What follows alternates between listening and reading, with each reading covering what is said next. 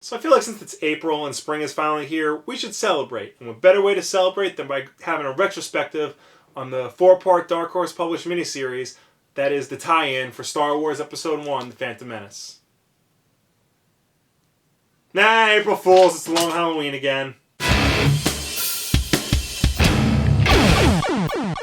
I really do own all 4 parts for some reason. I'll give these away. It's Chapter 7 of this magnum opus, and we finally hit the point of no turning back. Both Batman and Carmine Falcone are now going to great lengths to try and figure out who the Holiday Killer is, and finally putting an end to his rampage. Batman is officially fed up with letting this mystery go on for as long as it has.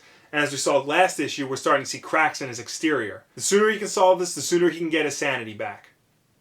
Well, whatever sanity Bruce Wayne had left anyway. Also as seen in last issue, Falcone is starting to collude with the freaks of Gotham City to try and get what he wants. We saw last issue he hired Poison Ivy to brainwash Bruce Wayne into changing his mind at the bank, and now he's hired the Riddler to help him solve the holiday killings. Both Batman and the Riddler run through all the possible suspects, but none of them really turn up to be anything more than speculation. They name people like Catwoman, Maroni, Falcone's sister Carla. But towards the end of the issue, Batman comes across some evidence that points him in a direction he never thought possible.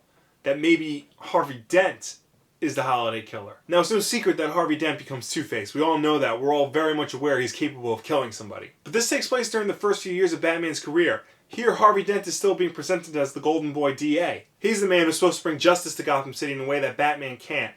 The White Knight to Batman's Dark Knight, if you will. Does that make sense now, the ending of the Dark Knight?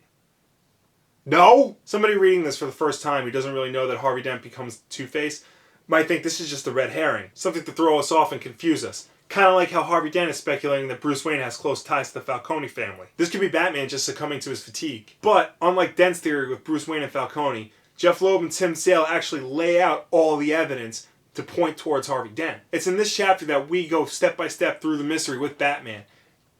And it all points to the same conclusion. Harvey Dent could very well be the Holiday Killer. Speaking of which, April Fool's Day is a holiday, so somebody's gotta die. Or do they? See, after Falcone throws the Riddler out of his office because he's not coming up with anything good, Holiday attacks and shoots at the Riddler, but doesn't hit him. He shoots around the Riddler, leaving a bullet outline of his body. That's a lot of bullets for such a tiny gun. But this begs the question, what's the meaning behind this? What's so special about the Riddler? Why does he get to survive? Is it because he's a fool on April Fool's Day? Of course, we don't find out till next time. This is the end of the chapter. But it is a great way to get us curious for the next chapter, which will take place on Mother's Day, really? You would think they'd include an Easter issue. That's like a prime time for a murder. Not that I know or anything. Stop looking at me. Well, that's pretty much it for this issue. Looks like we'll be coming back to this in May. Until then, as always, like if you like, subscribe if you really like, leave comments, share this with your friends. Thank you very much for watching. Have a good week, please. So I think it's fairly safe to say that DC and Warner Brothers don't really have their shit together when it comes to making movies based on their characters. Aside from Nolan's Batman movies, nothing they put out has really held a candle to the stuff Marvel's been putting out recently. Now, I would like to take a second and talk about the controllers we'll be using. Bob is using a bootleg knockoff SNES controller that I got off Amazon for like, I think it was under $10. Yep. Highly recommend it. It's cheap plastic, but it works.